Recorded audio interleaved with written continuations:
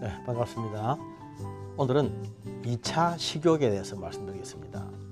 식욕이라고 하는 것은 밥을 먹고 싶은 마음이죠. 여러분들의 식욕은 어떻습니까?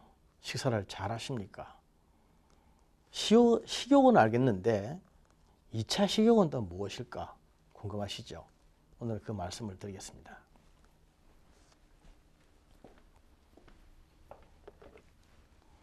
우리 한의학에서 사람의 원기가 두 가지가 있다고 봅니다.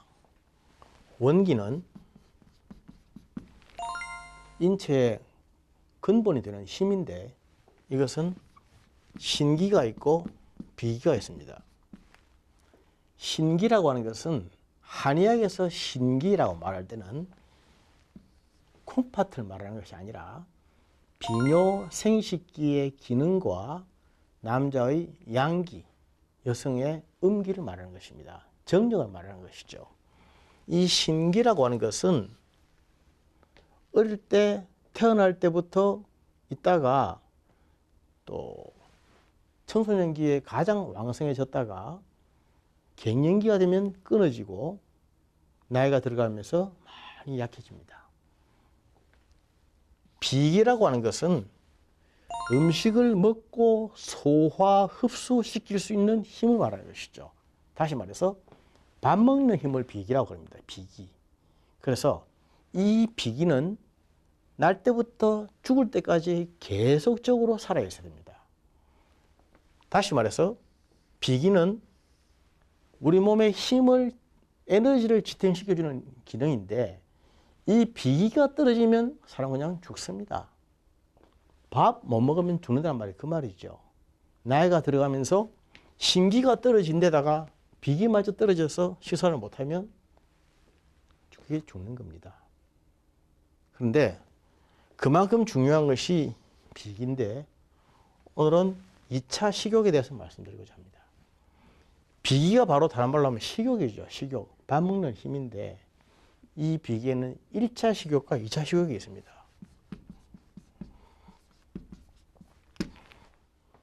1차 식욕은 1차 비기라고 말할 수 있는데 이것은 배가 고파서 먹는 것입니다. 배가 고파서 먹는 것. 배가 고파서 밥을 먹고 싶다.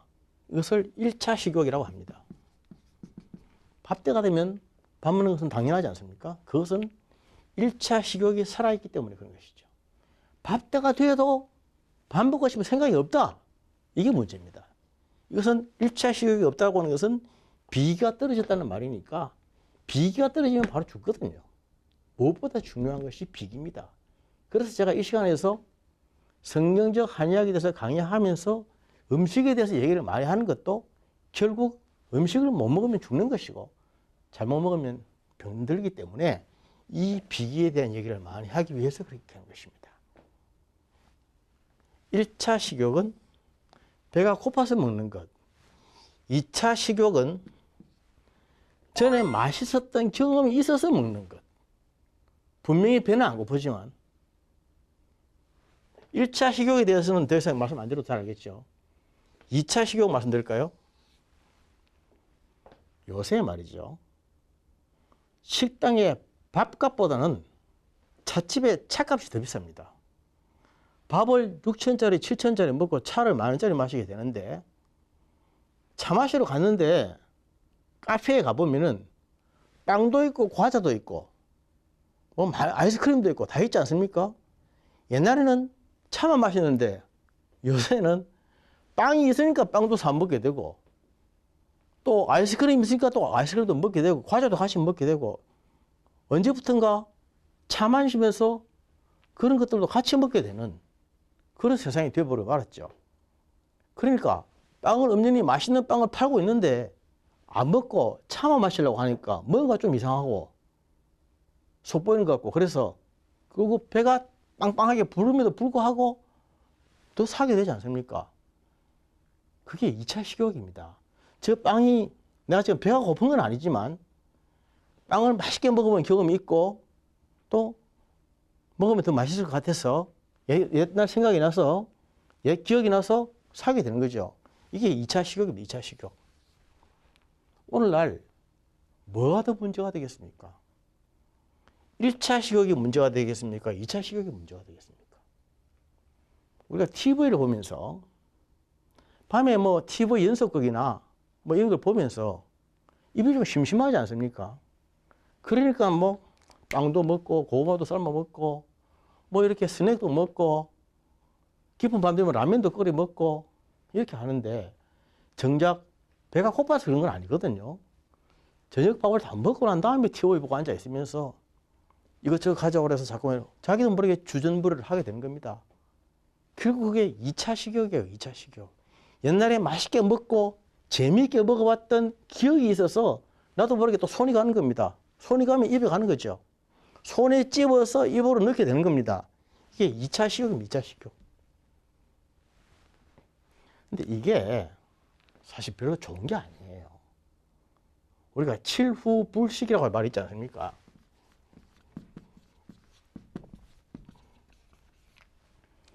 저녁 7시 이후로는 아무것도 먹지 말라. 좀 양보해서 구후 불식을 합시다. 밤 9시 이후에는 물도 한 병을 마시지 마라. 건강을 위해서 그게 좋다. 이렇게 되어 있습니다, 사실은. 그런데 사람들은 2차 식욕 때문에 7후, 9후 뭐 이런 거 안 통합니다. 얼마든지 먹습니다, 그러니까 이건 배가 고파서 먹는 게 아니에요. 맛있게 먹었던 경험 때문에 기억이 있어서 자꾸 손이 가는 겁니다. 결과적으로 어떻게 될까요? 이때 먹은 것들, 2차로 먹은 것들, 이런 건 전부 남는 겁니다. 남는 것. 우리 몸속에 들어가서 영양이 소비가 되고 소모가 되고 남은 것이란 말입니다. 이게 과잉 물질이죠. 영양 과잉. 이게 전부 병이 됩니다. 우리가 먹는 음식물의 그 3대 영양소가 탄수화물, 지방, 단백질 아닙니까? 탄수화물, 지방, 단백질은 몸속에 들어가서 전부 다 포도당이 됩니다. 포도당. 이 포도당은 세포 속을 뚫고 들어가서 미토콘드리아의 방아질에 의해서 ATP라고 하는 에너지가 됩니다. 한의학에서 말하는 힘이죠. 기라고 하는 것이죠. 기, 원기. ATP라고 하는 에너지가 되어서 이 ATP가 온 전신의 혈맥을 따라 돌아서 머리끝에서 발끝까지 힘을 공급해 주는 것입니다. 그래서 모든 먹은 음식물이 포도당이 되고 포도당이 ATP가 되어서 힘이 되어서 기운이 나는 거죠. 이게 우리의 정상적인 과정인데 탄수화물, 지방, 단백질을 너무 많이 먹어서 포도당이 되고 남은 것들, 과잉된 것들, 이런 남은 것들은 전부 이것이 중성지방이 됩니다. 중성지질. 중성지질. 이것은 내장에 쌓이면 내장지방이 되는 것이고 간에 쌓이면 지방간이 되는 것이고 심장에 쌓이면 지방심이 되는 것이고 콩팥에 쌓이면 지방신이 되는 것이고 이런 것들이 중성지질이 피 속에 들어가면 피 속에 기름기가 많은 고지혈증이 되는 것입니다. 고지혈증. 이 메커니즘을 알고 계셔야 돼요. 피 속에 기름이 많은 고지혈증이라는 것은 다시 말해서 탄수화물, 지방, 단백질을 많이 섭취해서 그렇다. 이 뜻인데 우리가 지방이 좀 무서운 걸 알기 때문에 지방을 많이 먹거나 의도적으로 먹거나 하는 사람들 사실 많이 없습니다. 단백질은 내장지방, 중성지방이 되는 비율이 조금 적습니다. 임상에서 제일 문제가 되는 것이 탄수화물이에요. 탄수화물. 그래서 탄수화물을 많이 먹는데 탄수화물을 먹고 또 먹고 자꾸 먹게 되는데 이것을 탄수화물 중독이라고 하는 것입니다.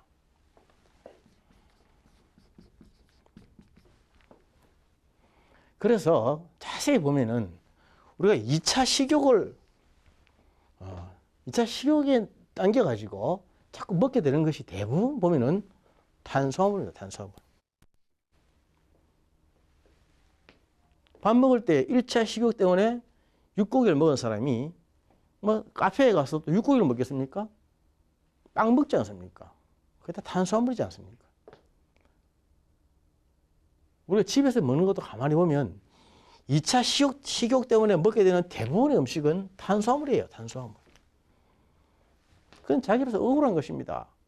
내가 왜 지방도 안 먹는데 술도 안 마시는데 왜 지방간이 생기며 왜 고지혈증이 생기며 왜 그러냐 그죠? 억울하다는 거죠. 특히 신실한 그리스도인들 술도 마시지 않고 그러는데 왜 지방간이 생기냐? 지방간이 꼭 알코올성으로만 오는 건 아니거든요. 대부분의 원인이 탄수화물로 오는 겁니다. 탄수화물 중독으로서 지방간이 오고 그것은 중성지질이 생기기 때문에 고지혈증이 오는 것이죠. 피 속에 기름기가 많아질 것입니다. 피 속에 기름 농도가 높아지면 결국 혈관이 딱딱하게 굳어지죠. 콜레스테롤 높아지면서 동맥경화증 오면 제일 위험한 데가 어디입니까? 심장과 브레인 아닙니까? 뇌 속에 있는 혈관, 심장 속에 있는 혈관 이것이 막히거나 터지거나 굳어지면 큰일 나는 거죠. 그런데 이러한 고지혈증이 오는 것이 대부분 탄수화물 때문에 생기는 것이죠.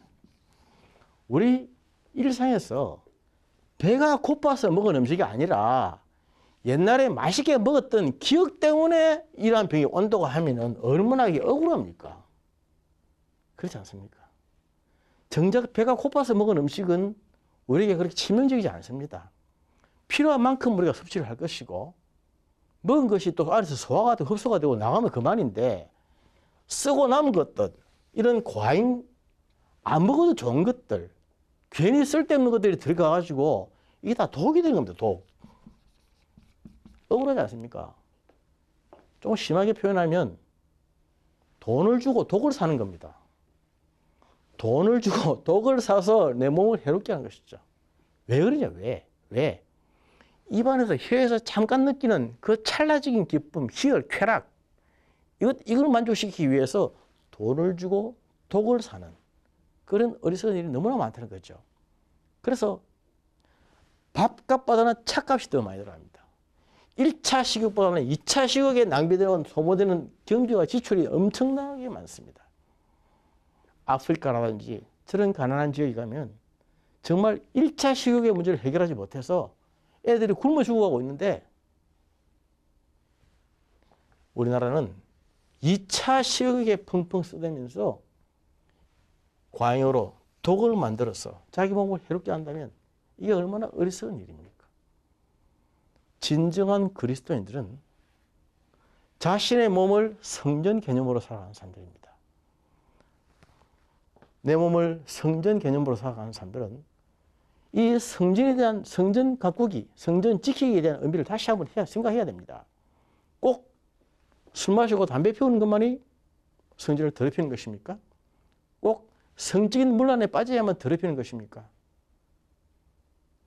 과잉되는 독을 마셔서 피를 더럽히고 몸을 더럽혀서 중독에 빠지고 또 우리 몸에 기순환을 막게 하고 피를 탁하게 해주는 이러한 것들이 얼마나 성전을 더럽히는 행위입니까?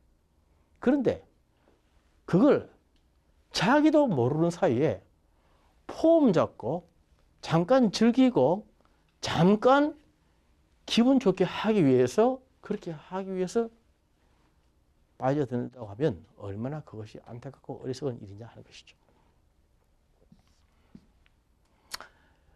제가 식욕의 문제를 얘기할 때마다 같이 생각하는 것이 성욕입니다. 성욕. 제가 서두에 말씀드렸듯이 사람의 원기는 신기와 비기로 되어 있다고 했지 않습니까?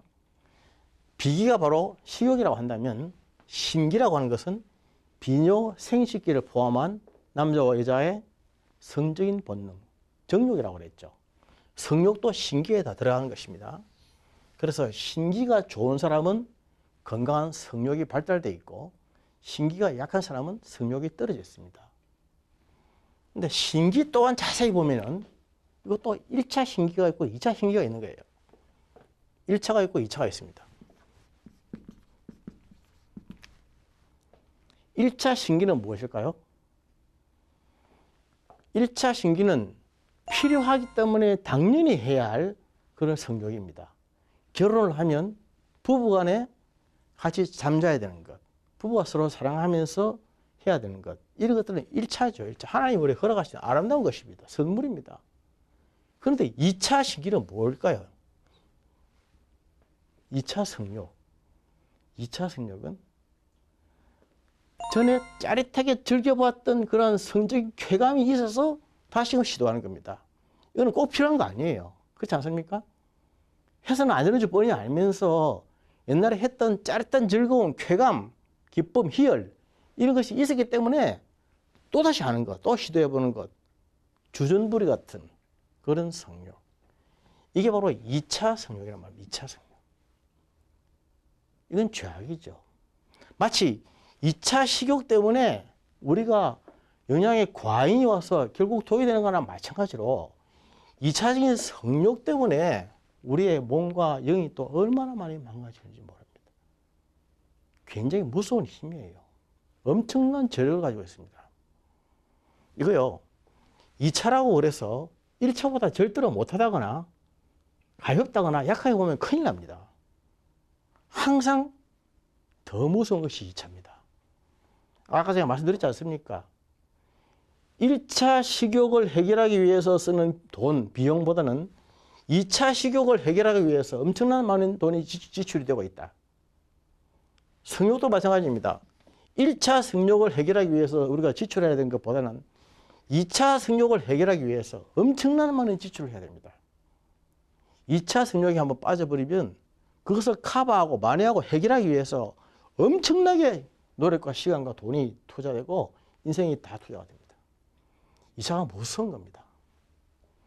2차 식욕이라든지 2차 성욕이라든지 얼마나 이것이 무서운 건지 모릅니다.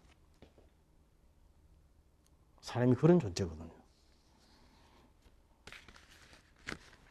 그런데 그 중요성도 모르고 의미도 모릅니다. 또는 중요성과 의미를 알고 있다 할지라도 그것을 해결하기 위해서 어떤 노력을 하지 않습니다. 그것이 힘들거든요. 쉽지 않습니다. 우리가 이런 그 본능, 이런 본능에 반하는, 본능을 거스리는 그러한 행동을 하기는 굉장히 어렵습니다. 사람이 몰라서 실수합니까? 몰라서 잘못합니까? 술을 마시면 몸에 어떻게 나쁘다고 하는 것을 모르는 사람이 있나요?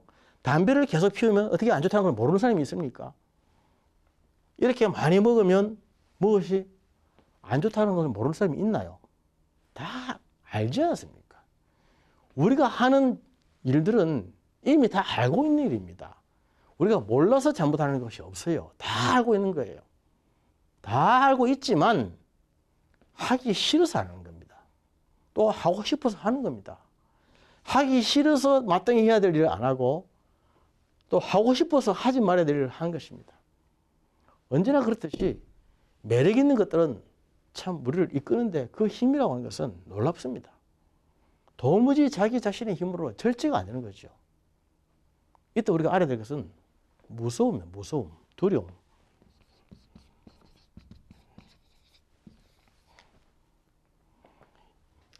비계에 있어서 2차 식욕의 유혹이 굉장히 강해서 그것을 막 하고 싶고 그래서 맛있는 것만 먹고 싶고 또 자꾸만 손에 가서 입에 가고 그렇게 하고 싶다 하더라도 그 즐거운 쾌락만 생각하지 말고 그 다음 단계 2페이지에 이것을 함으로 말미암아 어떤 결과 리잘트가 올 것인가 하는 것을 알게 되면 두려움이 생기죠.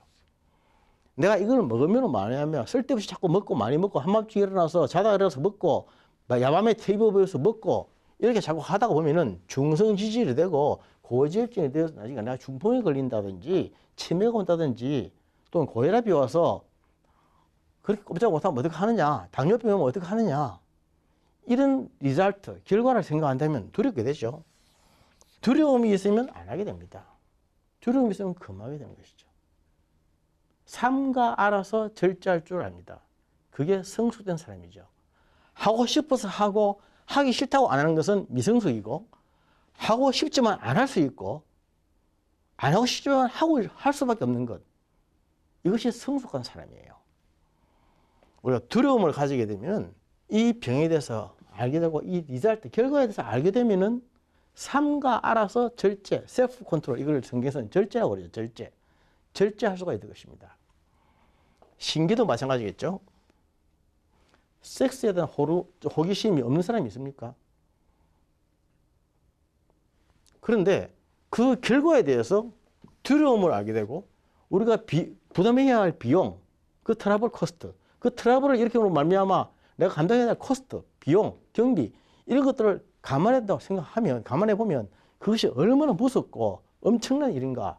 그것 때문에 내가 지옥의 불구덩이에 떨어져서 영원히 고통을 당한다고 생각하면 얼마나 그것이 두렵습니까? 이런 두려움을 알게 되면 셀프 컨트롤, 스스로 절제할 줄 알게 됩니다. 그게 성숙한 사람이죠. 성숙한 사람은 한 번 더 말씀드리겠습니다. 하고 싶어도 안 할 수 있고 하기 싫어도 할 수 있는 사람. 미성숙한 사람은 본능대로 욕구대로 움직이는 사람이에요. 하고 싶으면 하고 안 하고 싶으면 안 하고 자기 좋음이라고 싫으면 안 하고 이게 미성숙한 사람입니다. 사람은 누구든지 미성숙한 대로 살아갈 수가 있습니다. 그러나 그리스도인은 그렇게 사는 것이 아니죠.